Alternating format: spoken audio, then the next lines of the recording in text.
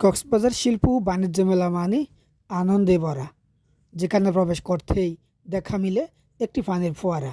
বিশাল আকারের এই পানির ফোয়ারা আওয়াজগুলো শুনলে মন ভরে যায়।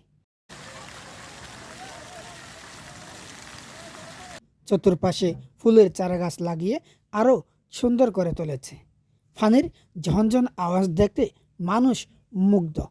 এর পাশাপাশি চতুর্পাশে সুন্দর সুন্দর আলোয় আলোকিত করে রেখেছে।